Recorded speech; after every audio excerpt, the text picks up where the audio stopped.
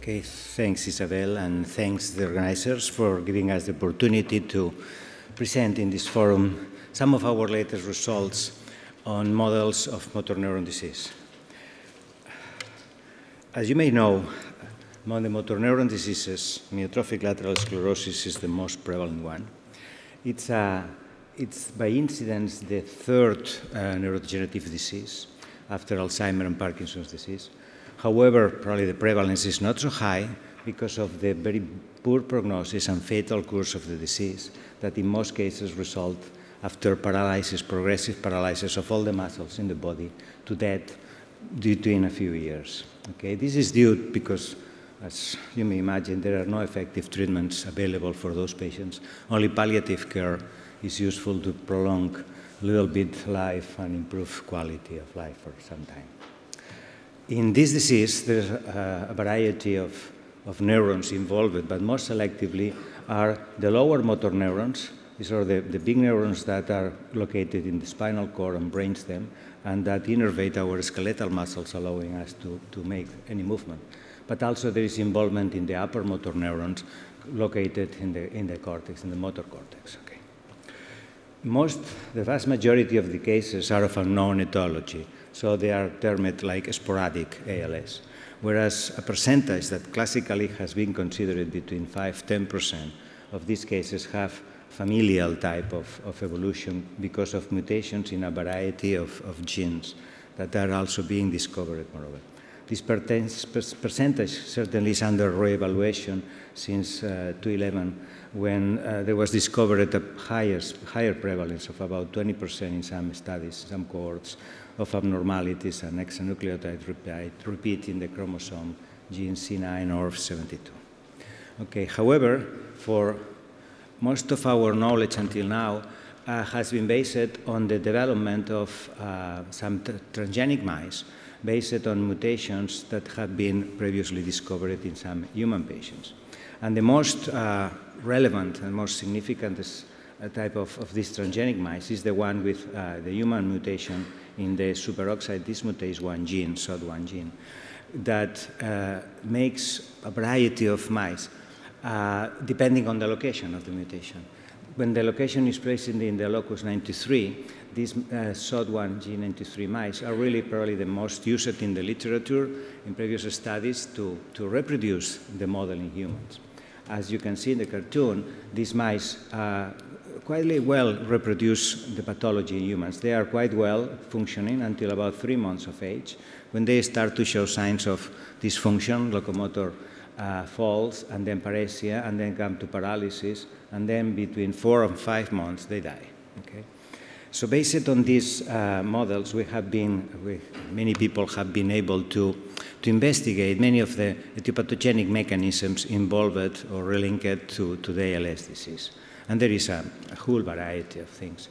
As you can see in this schematic summary, there are involvement of stress, oxidative stress problems, mitochondrial dysfunction. There's also excitotoxicity playing a role, abnormalities in RNA processing. So endoplasmic reticulum stress is involved, and the aggregation of toxic proteins, among them SOD1 and TDP43 being the most relevant.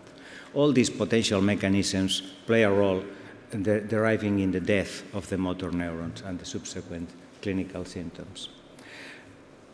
Using also these models, these animal models, more than 100 of studies, preclinical studies, have been performed, trying to target some of those etiologic mechanisms for therapeutical approaches. Okay? Between all of them classified as relevance in the success of the results, about half of the studies revealed some positive effects in terms of animal performance, and most importantly, animal survival. That has been considered a key mark of the potential evolution. However, no one of those studies in the literature has achieved to make those animals to survive longer than 25%, the classical. And this 25% has been, by some consensus, established like a target. If you succeed to overpass this limit, you have a big success, and you may apply to get the prize for life, about $1 million. Okay. Then why this is happening, why so many failures? Certainly there are several reasons that can explain. But certainly for a disease with so many etiologic mechanisms, with so many cellular and molecular pathways involved, it seems quite difficult that a single targeting, a single mechanism will result in completely improvement of the case. So with the variety of molecular pathways and the variety of cells, motor neurons, not only motor neurons, but also skeletal muscle, inflammatory cells, glial cells, also showing abnormalities in ALS. Certainly, one hypothesis that has been pushed forward and we have followed it is that therapeutical combinations, trying to target several of those mechanisms involved, may have better chance of success, since we don't have a cure because we don't know the real etiology of the disease. Then in previous forums of CIBERNED, we had the chance to present some of our previous results.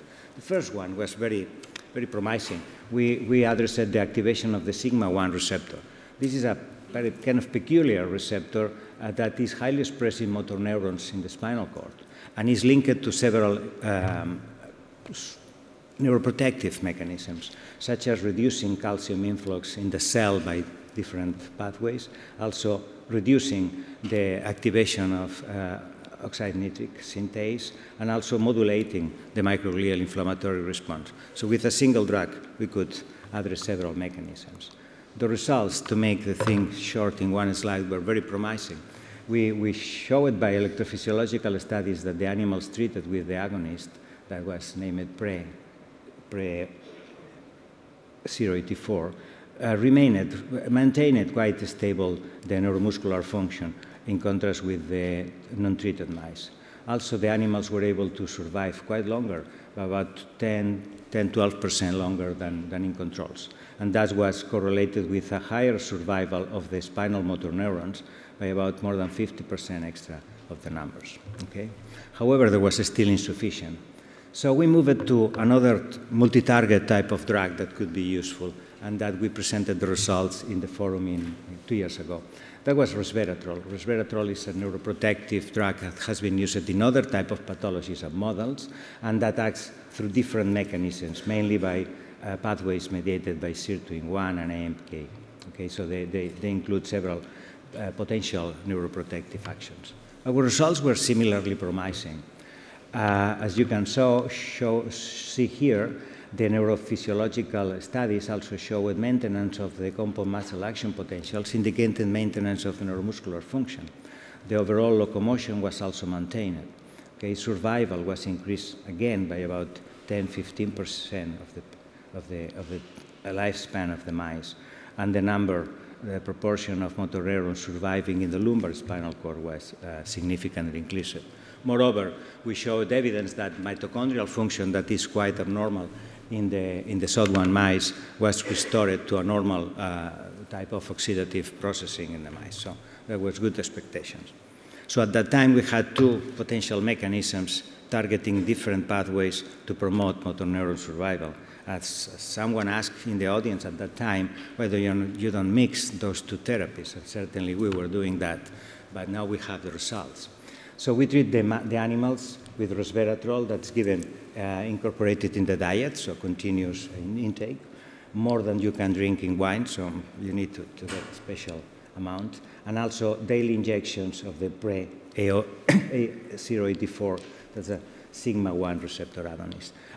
Individual groups, individual treatments, and combined. The animals were treated from 8 weeks of age when we can diagnose these mice by electrophysiology and follow it over time with final harvesting of samples at 16 weeks, well advanced at the stage, and some cohort follow it for survival. Okay. Well, the good part was that we were able to reproduce our previous results with the sigma agonist and with resveratrol. So there was consistent results. And as you can see, in blue lines for the pre-84 and in red lines for the resveratrol, the rotor-rod performance of locomotion was improved. The neuromuscular function indicated by the compound muscle action potential was again improved, and survival was longer. The bad part is that adding the two treatments did not provide any synergistic additive effect. So as you can see, the red lines that are the combined treatments produced similar improvement than the single treatments. Why did it happen? Well, we don't know. You can hypothesize. We can discuss many potential reasons. One is that the model itself has some limitations, that we will never be able to make the animals live longer and survive longer, well, for other reasons that we are not really knowing yet. But other option is that possibly we are overlapping part of the pathways, that adding more in the same basket will not really become much better. So going back to our schema, we have been able to really target several of the mechanisms that I pointed before. Improved mitochondrial function with resveratrol, reduced excitotoxicity, improved endoplasmic reticulum stress, and despite all these cumulative actions, neuronal survival is not more improved. So we thought about going to other target cells. And one of the logical cells, especially after hearing the previous talk, was to go to neuroinflammatory processes. Microglial cells' reactivity and role is a hallmark in all the neurodegenerative diseases, and also in ALS. So the increased amount of infiltration of microglia and also of lymphocytes is present in the spinal cords and also in the cortex of those cases, in animal and in human cases. So given the rural role of microglia that has been pointed out before, so I will not stress longer, between two phenotypes, a possibly protective M2 phenotype that could be acting at the beginning of the course of the disease, and a more toxic M1 microglia phenotype that is completely predominating at the later stages of the disease and contributing to neuronal degeneration. So in cooperation with the group of Gomez Nicola and Hugh Perry in Southampton, that they have shown that previously that by blocking the colony-stimulating phyton-Y receptor activity with a specific drug, GW2580, was good effects in other neurodegenerative models caused by prion disease and by other groups in multiple sclerosis. We tried to use this drug. This could specifically block the CSF1 receptor and thus modulate microglial proliferation and potentially promote the expression of the M2 protective microglial phenotype. So first of all, we wanted to check if the CSF1 receptor was relevant for the disease in the model. So the presence of CSF1 receptor was checked in the spinal cord. It was present and mostly was present in microglial cells. And also the levels of mRNA for the receptor were increased in the SOD1 mice, not significantly at 12 weeks of age, at the beginning of symptomatic stage of the disease, but quite more at late advanced stages of the disease, 16 weeks. Also, the ligand of the receptor, CSF1, was increased at RNA and protein levels in the spinal cord of these later stage mice. Okay? So by using the same schema, we treated the mice daily with this GW drug from 8 weeks until 16 weeks and periodically tested the animal with electrophysiology, locomotion tests, and finally some molecular and immunohistochemical tests. The results showed again that we were able to protect plantar muscles in the paw, tibialis anterior muscle potentials in the leg. They were stable from about 10 weeks of age. After 2 weeks after treatment, they remained with very low declination, with respect significantly better than in the control non-treated mice. Rotarod was also improved, but not so much as the electrophysiology. And the forced locomotion also showed some good signs at the later stage, at the end of the treatment. When looking at the spinal cord, so the number of motorneurons, these large purple cells, was increased in the treated mice. You can see about more than 10% increase. And survival was also increased, especially at the final stage of the disease, curiously. So the GW, by modulating microglial cells, was able to improve the outcome of the animals. And that was correlated with an effect on microglial cells in the spinal cord. And you can see by flow cytometry and by immunohistochemistry, we could see that by 16 weeks of age, the presence of total microglia was significantly reduced, okay, and also by immunohistochemistry, but not at 12 weeks, curiously, and the treatment started at 8 weeks. So the effect of microglia was relatively late, later than the beneficial effects that we already detected by 10 weeks of age. So there was some discrepancy between the morphological effect on the inflammatory cells and the functional effects that we saw in the full animal. That's why Ruben Lopez-Valles, who is here, pointed that probably there was another effect laying down here. And so he checked in the lab the presence of macrophages in the periphery. From samples in the peripheral nerve, those are also increased in the infiltration of macrophages, because motor axons are degenerating also in the peripheral nerve. So the presence of macrophages is highly increased in these animals at 12 weeks, at 16 weeks. And there, certainly, the treatment with GW reduced the number of macrophages in these samples already at 12 weeks, and also more at 16 weeks. And the effect of the drug was markedly proved in the periphery, because by flow cytometry, they could show that monocytes in the blood of these mice also showed a clear reduction. So the drug was, with a novel result, acting not only at the central level on the neuroinflammation, but also the peripheral level, and it's probably the first report that shows that a positive effect of modulating the neuroinflammatory response in the peripheral nervous system in this model of animals. Okay, so we had something to add to our other previous targets pointing to the motor neuron survival, but still, probably it's not going to be enough. We don't have mixed yet all these 3 treatments. That will be probably take longer. But we wanted also to tackle other cells, and going more to the periphery, as we have shown that at the level of the axon, there is important actions to take. We went to the end, the neuromuscular junction. The neuromuscular junction, the muscles and axons interact and form a synapse, but that were also the terminal Schwann cells, a peculiar type of glial cell, is also contributed. So we wanted to address this point, because it has been already described in ALS patients and in the SOD1 mice that neuromuscular junction become denervated. The axon withdraws from the synapse, as you can see here, partially and completely denervation of the end plates, quite before the motor neuron dies. So it mimics a little bit what the neurologists working in the PNS know, like a dying back phenomena. So the terminals is withdrawn, and at the end, the soma is going to die. So one of our points was maybe an early intervention to present the attachment, the neuromuscular synapse with the muscle, may protect back the neuronal soma in the spinal cord.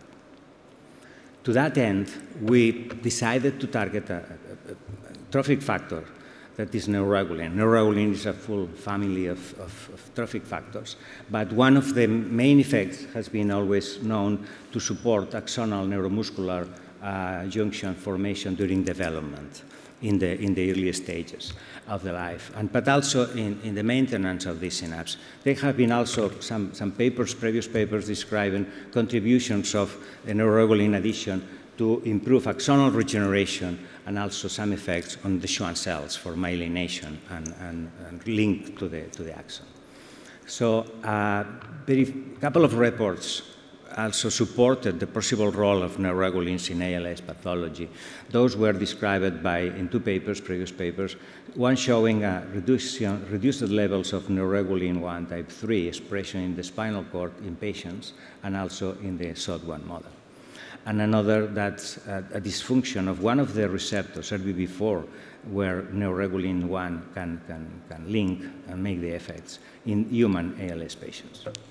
So first of all, we wanted to see if alteration of this neuroregulin RBP4 pathway was existent in patients and in our animal model. By checking in the mice, you can see that the RNA expression of RBP4, this special receptor, in gastrocnemius muscles was significantly decreased from normals in the mice already at early ages, 8 weeks of age, when no symptoms apparently appear in the animal. And also there were decreases in the soleus muscle. The soleus is more protected muscle. The gastrocnemial muscle, the type of motor neurons, has a faster decline of function. But in the soleus muscle, the levels were also decreased, but a little bit later, so that fitted with the disease. And the RBB receptor could be located most likely at the level of the terminal Schwann cells. It's very difficult here to detect by some immunohistochemistry this type of receptors. RBB2, another important receptor in the muscle, was not affected in the mice. So we obtained some muscle samples from patients and also showed that all the cases had significantly reduced levels of RBB4 expression at the mRNA and also the protein levels. So the abnormality appeared to be quite relevant in patients and in animals. And then we pointed out how could we induce an increased activation of the RBB4 receptor to compensate for this effect. To that end, we make a viral vector, an AAV vector, to overexpress neuroregulin 1 type 1, and injected that in a muscle. We selected the gastrocnemius muscle in the back of your leg. Okay? And after a couple of weeks, you can see that the expression of neuroregulin was dramatically increased in these muscles, as you can expect. And then assessed the function. From an electrophysiological point of view, the gastrocnemius muscle maintained the amplitude of the potential, all the function, over time after a couple of weeks of the transduction needed to really transduct the tissue. Whereas the tibialis anterior muscle, that from those who don't know anatomy, is in the front of the leg, so it's just very close, okay? That was not injected, didn't show any change. So we were able, with this viral, to really make some difference in the injected muscle. And that was due to an increase in the size of the individual motor units. We didn't make new motor units, new motor neurons arriving, but we were able to increase the size, the number of muscle fibers innervated by each axon in the injected muscle. Okay? So that was an important point. And then by some histology, we could see that certainly we had not affected the number of motor neurons. Motor neurons died the same, and the number of axons in the spinal roots were also the same. But when looking at the muscle, the number of innervated end plates, and you can see in green the end plate, part of the muscle in the synapse, and in red the axons. So the number of end plates was increased significantly in the injected muscles with respect to the controls. So we were able to see also by immunohistochemistry that in the treated animals, those axons that appeared in the muscle were able to make new branches, and by those new branches re-innervated new muscle end plates. So each motor neurons were able to innervate more muscle fibers. So the strength could be recovered, okay, by the same number of motor neurons remaining, and that also quantified significantly. Then to prove that we were acting and where we were acting and how is it going, we checked some of the molecular pathways that could be linked downstream of RBB4 targeting. RBB4 phosphorylation was increased in the muscle of the injected animals, so that and phosphorylation was indicating that. And also these Schwann cells had a higher expression of ERK1/2 activation. Whereas in the muscle fibers, we found selectively an increase of AKT activation. Okay? So that proved that the neuroregulin treatment acting on RBB4 was able to activate the terminal Schwann cell, that is a key cell to promote synaptogenesis in the muscle, to activate these pathways, and also was able to activate the muscle fibers to probably help also the motor axons. So this is certainly at the starting, hopefully, point to make something that is a new approach. Instead of trying to protect the neurons don't die, we are trying now to improve function in the affected individual by increasing the neuromuscular function at the periphery, and certainly by combining the periphery and some central approach could be a new hope for those patients. It may be difficult to inject with this vector the more than 300 muscles that all of us have in the body. Okay, so that was our proof of concept that by injecting a muscle, this muscle was really improving in function and in perspective of reinnervation. So now we are trying to develop a viral vector that could be applied endovenously and by the linked to the desmin promoter, go to all the muscles in the body and being able by a single injection to tackle all the perspectives. And we hope to be able to show you something in a next forum or next occasion. Thank you very much.